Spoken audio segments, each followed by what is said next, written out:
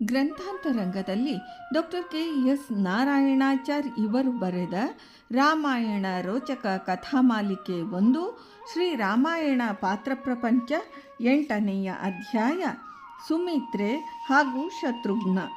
ಚಿತ್ತ ವಿಕಾರವಿಲ್ಲದೆ ತನಗೆ ಬಂದ ಮಹಾ ವಿಪತ್ತುಗಳನ್ನು ಧೈರ್ಯದಿಂದ ನುಂಗಿ ಜೀರ್ಣಿಸಿಕೊಂಡು ಬಾಳಿದ ಮಹಾಸಾಧ್ವೀಮಣಿ ತಪಸ್ವಿನಿ ಸುಮಿತ್ರೆ ಪರಿಪೂರ್ಣತೆಯ ಗುರಿಯತ್ತ ಸಾಗುತ್ತಾ ಮಾನವ ಪಾತ್ರಗಳು ಕಾವ್ಯಗಳಲ್ಲಿ ವರ್ಣಮಯತೆ ಆಕರ್ಷತೆಗಳನ್ನು ಕಳೆದುಕೊಳ್ಳುವುದು ಕಾವ್ಯ ಪ್ರಪಂಚದ ವೈಪರೀತ್ಯಗಳಲ್ಲೊಂದು. ಒಂದು ಬಿಳಿ ಸೂರ್ಯ ರಶ್ಮಿಯಲ್ಲಿರುವ ಯಾವುದೋ ಬಿಡಿ ವರ್ಣವು ನಮ್ಮ ಕಣ್ಮನಗಳನ್ನು ಸೆಳೆಯುವಂತೆ ಇಡೀ ರಶ್ಮಿಯು ಸೆಳೆಯುವುದಿಲ್ಲವಷ್ಟೇ. ಆದರೆ ಪೂರ್ಣವೂ ಪೂರ್ಣವೇ, ಅಪೂರ್ಣವೂ ಅಪೂರ್ಣವೇ. ವಾಲ್ಮೀಕಿ ಮುನಿಯು ಸುಮಿತ್ರೆಯನ್ನು ಶ್ರೀರಾಮಾಯಣದ ಉದ್ದಗಲಕ್ಕೂ ಚಿತ್ರಿಸಲಿಲ್ಲವೆಂದರೂ ಚಿತ್ರಿಸಿರುವ ಕೆಲವೇ ರೇಖೆಗಳಿಂದ ಅವುಗಳೊಳಗೆ ಎರಚಿದ ಸಮಯೋಚಿತ ವರ್ಣಗಳಿಂದ ಈ ನಾರೀಮಣಿಯ ಅತ್ಯುಜ್ವಲ ಶೀಲ ಚಾರಿತ್ರ್ಯಗಳನ್ನು, ಕಥೆಯಲ್ಲಿ ಅವಳ ಪಾತ್ರದ ಮಹತಿಯನ್ನು ನಮ್ಮ ಮನಪಟಲದ ಮೇಲೆ ಅಚ್ಚಳಿಯದಂತೆ ಮೂಡಿಸಿರುವ ಸೊಬಗನ್ನು ಈಗ ಸವಿಯೋಣ. ಸುಮಿತ್ರೆಯ ಪಾತ್ರ ಪರಿಚಯವನ್ನು ರಾಮಾಯಣದ ಇನ್ನೊಂದು ಪಾತ್ರದ ಬಾಯಲ್ಲಿ ವಾಲ್ಮೀಕಿ ಮುನಿಯೇ ಹೀಗೆ ವರ್ಣಿಸಿ ತೋರಿಸಿರುವುದನ್ನು ಗಮನಿಸಿ. ಆಕೆಯನ್ನು ಭರದ್ವಾಜಾಶ್ರಮದಲ್ಲಿ ಮುನಿಗೆ ಭರತ ವರ್ಣಿಸಿರುವ ರೀತಿ ಹೀಗೆ: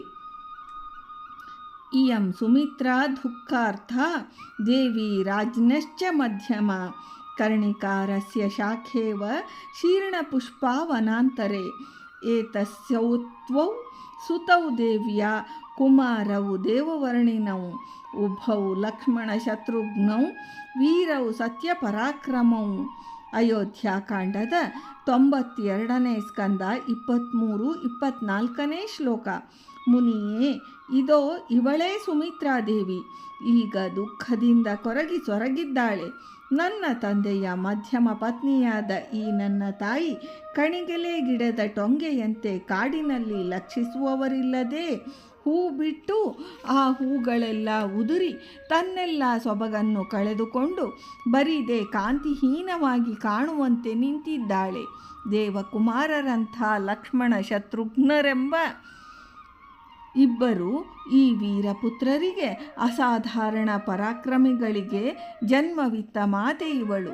ಮೊದಲೇ ಉಪವಾಸ ನೇಮನಿಷ್ಠೆಗಳಿಂದಲೂ ಈಗ ದುಃಖದಿಂದಲೂ ತುಂಬ ಕೃಶಳಾಗಿ ನಿಲ್ಲಲೂ ಸಾಮರ್ಥ್ಯವಿಲ್ಲದ ಕೌಸಲ್ಯೆಯ ಎಡಭುಜಕ್ಕೆ ತಾನು ಆಶ್ರಯಳಾಗಿ ನಿಂತಿದ್ದ ಆಗ ಸುಮಿತ್ರೆಯು ಅರಮನೆಯಲ್ಲಿ ಕೌಸಲ್ಯಗೆ ಪ್ರಿಯಕರಳಾಗಿ ಸಮಾಧಾನ ಹೇಳುವವಳಾಗಿ ಸದ್ಗುಣ ಪಕ್ಷಪಾತಿಯಾಗಿರುತ್ತಾ ಕೈಕೇಯಿಗೆ ಸಮಾನವಾಗಿಯೇ ಅಪ್ರಿಯಳೂ ಆಗಿದ್ದಳೆಂದು ಕಾಣುತ್ತದೆ. ಅಸ್ಯ ವಾಮಭುಜಂ ಶ್ಲಿಷ್ಟಾ ಯೈಷಾ ತಿಷ್ಠತಿ ದುರ್ಮನಾಃ ಎಂಬಲ್ಲಿ ಸುಮಿತ್ರೆಯು ನಿರಾನಂದದ ಮನಸ್ಥಿತಿಯಲ್ಲಿದ್ದುದನ್ನು ದುರ್ಮನಾಃ ಎಂಬುದು ಚಿತ್ರಿಸುತ್ತದೆ. ಶ್ರೀರಾಮಾದಿಗಳು ಜನಿಸುವ ಪೂರ್ವದಲ್ಲಿ ಕೈಕೇಯಿಯು ಕೌಸಲ್ಯೆಯನ್ನು ಎಷ್ಟು ತಿರಸ್ಕಾರದಿಂದ ಅಸೂಯೆಯಿಂದ ಕಾಣುತ್ತಿದ್ದಳೋ ಅಷ್ಟೇ ತಿರಸ್ಕಾರ ಅಸೂಯೆಗಳನ್ನು ಸುಮಿತ್ರೆಯ ಪಾಲಿಗೂ ದಯಪಾಲಿಸಿದ್ದಿರಬೇಕು. ನೋವು ತಾಳಲಾರದೆ ಕೌಸಲ್ಯ ಸಂಕಟಪಟ್ಟಾಗಲೆಲ್ಲ ಸುಮಿತ್ರೆ ಅವಳೊಡನೆಯೇ ಇದ್ದು ಧೈರ್ಯ ಹೇಳುತ್ತಿದ್ದಳು. ದೊರೆಯ ನಿರ್ಲಕ್ಷ್ಯ ಇಬ್ಬರ ಭಾಗದ ದಾರಿದ್ರ್ಯವೂ ಆಗಿತ್ತು. ಕೌಸಲ್ಯೆಯ ಬ್ರಾಹ್ಮಣ್ಯ ಪ್ರೇಮ, ಅಧ್ಯಯನದ ಒಟುಗಳಿಗೆ ಅವಳು ಪೋಷಣೆ ಸಹಾಯ, ಅವಳ ದಾನ ಧರ್ಮ ನಿಯಮ ಉಪವಾಸಗಳೆಲ್ಲದರಲ್ಲಿ ಸುಮಿತ್ರೆಯೂ ಪಾಲ್ಗೊಳ್ಳುತ್ತಿದ್ದಿರಬೇಕು. ರಾಮಾಭಿಷೇಕವೆಂಬ ಸುವಾರ್ತೆಯನ್ನು ಕೌಸಲ್ಯೆ ಕೇಳಿದೊಡನೆಯೇ ಸುಮಿತ್ರೆಯನ್ನು ಕರೆದು ತಾ ಎಂದು ಚೇಟಿಯ ಮೂಲಕ ಕರೆಯಿಸಿ ಅವಳೊಡನೆ ಈ ಸಿಹಿ ವಾರ್ತೆಯನ್ನು ಹಂಚಿಕೊಂಡಳೆಂದರೆ ಆ ಅರಮನೆಯಲ್ಲಿ ಇವಳು ಅವಳಿಗೆಷ್ಟು ಪ್ರಿಯಳೆಂಬುದನ್ನು ಊಹಿಸಿಕೊಳ್ಳಿರಿ. ಲಕ್ಷ್ಮಣನಿಗೆ ಸಹಜವಾಗಿಯೇ ಕೌಸಲ್ಯೆಯಲ್ಲಿ ಪೂಜ್ಯತೆಯೂ ಹಿತೈಷಿತ್ವ ಭಾವವೂ ಹುಟ್ಟಿದವು. ತಾನು ಪಟ್ಟದ ರಾಣಿಯಾಗಲಿಲ್ಲವೆಂಬ ಅಸೂಯೆ ಸುಮಿತ್ರೆಯನ್ನೆಂದೂ ಕಾಡಲಿಲ್ಲ. ಕೈಕೇಯಿಯ ಕಾಟದಿಂದ ಕೌಸಲ್ಯೆಯಂತೆ ಇವಳು ಕೊರಗಿದವಳೂ ಅಲ್ಲ. ಸುಖ ದುಃಖಗಳನ್ನು ಸಮಾನ ಭಾವದಿಂದ ಸ್ವಾಗತಿಸಿ ಗಟ್ಟಿಮನದಿಂದ ಆಗಾಗ ತಾನು ಮಾಡಬೇಕಾದ ಕರ್ತವ್ಯ ಕಾರ್ಯಗಳಲ್ಲಿ ಎಂದೂ ವಿಮುಖಳಾಗದೆ ನೊಂದ ತನ್ನ ಬಂಧುಗಳಿಗೂ ತಾನೇ ಸಮಾಧಾನ ಹೇಳುತ್ತಿದ್ದ ಈ ಧೀರ ಮಹಿಳೆ ಎಂಥ ಪ್ರಜ್ಞಾವಂತೆ ಎಂದು ಮುನಿ ಚಿತ್ರಿಸಿದ್ದಾನೆ. ಸುಮಿತ್ರೆಯು ಮಹರ್ಷಿಗಳಂತೆ ತ್ರಿಕಾಲಜ್ಞಳೂ ಸಕಲ ವೇದಾಂತ ಮರ್ಮಗಳನ್ನು ತಿಳಿದವಳೂ ಆಗಿದ್ದಳೆಂಬುದನ್ನು ಶ್ರೀರಾಮಾಯಣದ ಕೆಲವು ಸೂಕ್ಷ್ಮ ಸಂದರ್ಭಗಳು ನಮ್ಮ ಒಳಗಣ್ಣಿಗೆ ತಿಳಿಸಿಕೊಟ್ಟು ನಮ್ಮನ್ನು ಚಕಿತಗೊಳಿಸುತ್ತವೆ. ಕೌಸಲ್ಯೆಯು ದುಃಖಹತಳಾಗಿ ಶೋಕ ತಾಳಲಾರದೆ ನಮ್ಮ ಮನಸ್ಸನ್ನು ಕಲಕಿ ಮಾನವತೆಯ ದೌರ್ಬಲ್ಯಗಳ ನಡುವೆಯೂ ವರ್ಣಮಯವಾಗಿ ರಕ್ತ ಮಾಂಸ ಹೃದಯ ಭಾವನೆಗಳ ಮಿಶ್ರಣದ ಮೂರ್ತಿ ಭಾವದಲ್ಲಿ ರಂಜಿಸುವ ಪಾತ್ರವಾದರೆ, ಸುಮಿತ್ರೆಯು ಅದೇ ದುಃಖ ಸಾಗರದ ನಡುವೆಯೂ ಮಾನವತೆಯನ್ನು ಕಳೆದುಕೊಳ್ಳದೆ ಮನಸ್ಸನ್ನು ಹತೋಟಿಯಲ್ಲಿಟ್ಟುಕೊಂಡು ತತ್ಕಾಲದ ಕರ್ತವ್ಯ ಜ್ಞಾನ ಮರೆಯದೆ ಭವಿಷ್ಯಕ್ಕೆ ವರ್ತಮಾನವನ್ನು ಸೋಪಾನವೆಂದು ಪೂಜ್ಯ ಭಾವನೆಯಿಂದಲೇ ಸದಾ ಕಾಣುತ್ತಾ ಮಳೆಯಲ್ಲಿ ಕರಗುವ ಮಣ್ಣು ಬೊಂಬೆಯಂತಲ್ಲದೆ ತನ್ನ ಅಪೂರ್ವ ಜ್ಞಾನದಿಂದ ಮಿತ ಭಾಷೆಯಾದರೂ ಆಡುವ ಅಪೂರ್ವ ಅರ್ಥಪೂರ್ಣ ಸೂತ್ರಬದ್ಧ ಉಕ್ತಿಗಳಿಂದ ಧೀರ ಪ್ರಜ್ಞೆಯಿಂದ ಉದಾತ್ತ ಉನ್ನತ ಆದರ್ಶವನ್ನು ಮೆರೆಯುತ್ತಾಳೆ. ಈ ದೃಷ್ಟಿಯಿಂದ ಇವಳು ಕೌಸಲ್ಯಗಿಂತ ಹಿರಿಯಳೆನ್ನಬೇಕು. ಸಂಯಮ ಜ್ಞಾನ, ಸಮಯ ಜ್ಞಾನ, ತ್ಯಾಗ, ಭವಿಷ್ಯತ್ ದರ್ಶನ, ಧೈರ್ಯ, ಪರ ದುಃಖ ಸಂವೇದನೆ, ಪರನಿಂದ ವಿಮುಖತೆ ಇವು ಇವಳ ವಿಶಿಷ್ಟ ಗುಣಗಳು. ಕೌಸಲ್ಯೆ ತನ್ನ ಕಷ್ಟ ತಾಳಲಾರದೆ ದಶರಥನನ್ನೇ ನಿಂದಿಸಿದ್ದುಂಟು, ಕೈಕೇಯಿಯನ್ನು ನಿಂದಿಸಿದ್ದುಂಟು. ಸುಮಿತ್ರೆಯಂದೂ ಈ ದೌರ್ಬಲ್ಯಗಳಿಗೆ ಬಲಿಯಾಗಲಿಲ್ಲ. ಸೀತಾದೇವಿಗೂ ಈ ದೌರ್ಬಲ್ಯಗಳು ಬಿಡಲಿಲ್ಲವೆಂದರೆ ಸುಮಿತ್ರೆಯ ಆದರ್ಶದ ಉನ್ನತಿಯನ್ನು ಕಲ್ಪಿಸಿಕೊಳ್ಳಿರಿ. ರಾವಣನು ಯುದ್ಧ ಪೂರ್ವದಲ್ಲಿ ರಾಮ ಶಿರಸ್ಸನ್ನು ತಯಾರು ಮಾಡಿ ಸೀತಾದೇವಿಗೆ ತೋರಿಸಿದಾಗ ದುಃಖ ತಾಳದೆ ಸೀತೆಯು ಕೈಕೇಯಿಯನ್ನು ನಿಂದಿಸುವ ಈ ವಾಕ್ಯವನ್ನು ನೋಡಿ.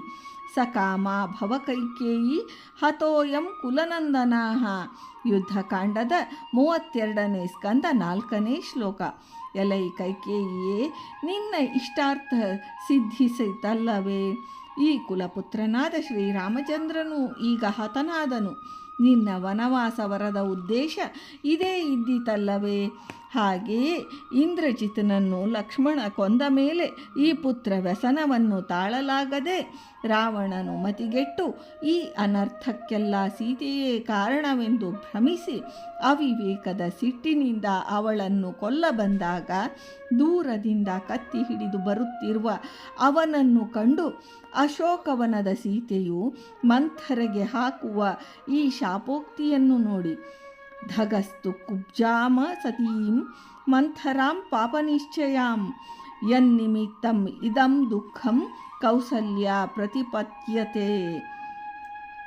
ಪಾಪ ಸಂಕಲ್ಪದ ಆ ಕುಳ್ಳಿ ಗೂನಿ ಮಂಥರೆಗೆ ಧಿಕ್ಕಾರವಿರಲಿ. ಅವಳಿಂದಲೇ ಅಲ್ಲವೇ ಈ ದುಃಖ ಪರಂಪರೆಯೆಲ್ಲ ಬೆಳೆದು ಕೌಸಲ್ಯ ಅದನ್ನು ಅನುಭವಿಸುತ್ತಿರುವಳು. ಗಂಗಾ ತೀರದಲ್ಲಿ ರಾಮ ಲಕ್ಷ್ಮಣ ಸೀತೆಯರನ್ನು ಬಿಟ್ಟು ಬಂದ ಸುಮಂತ್ರನನ್ನು ದಶರಥ ಅವರು ನನಗೇನು ಸಂದೇಶ ಕಳುಹಿಸಿದರು ಎಂದು ಕೇಳಿದಾಗ ಸೀತಾದೇವಿಯು ಹೇಳಿದ ಒಂದು ಕಠೋರ ವಾಕ್ಯವನ್ನು ದೊರೆಗೆ ಸುಮಂತ್ರನು ಹೇಳಲಿಷ್ಟಪಡಲಿಲ್ಲ. ಹೇಳಿದ್ದರೆ ಮೊದಲೇ ನೊಂದು ಎದೆಯೊಡೆದು ಮರಣಶಯ್ಯೆಯಲ್ಲಿ ಮಲಗಿದ್ದ ಚಕ್ರವರ್ತಿಯು ಆ ಕಠೋರ ವಾಕ್ಯವನ್ನು ಕೇಳಿದೊಡನೆಯೇ ಆಗಲೇ ಸತ್ತೇ ಹೋಗುತ್ತಿದ್ದನೆಂದು ಕಾಣುತ್ತದೆ.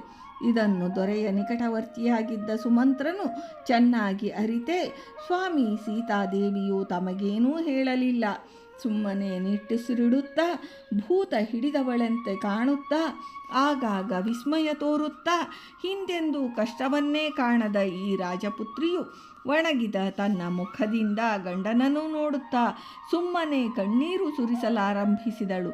ನಾನು ಹೊರಟಾಗ ಆ ಕಣ್ಣೀರು ಮತ್ತೆ ಸಾಂದ್ರವಾಯಿತು ಎಂದು ಆಕೆಯ ಸ್ಥಿತಿಯನ್ನಷ್ಟೇ ಹೇಳಿ ಅವಳು ಹೇಳಿದ ಮಾತನ್ನು ಹೇಳದೆ ಏನೂ ಹೇಳಲಿಲ್ಲವೆಂಬ ಸುಳ್ಳನ್ನೇ ಹೇಳಿದನು.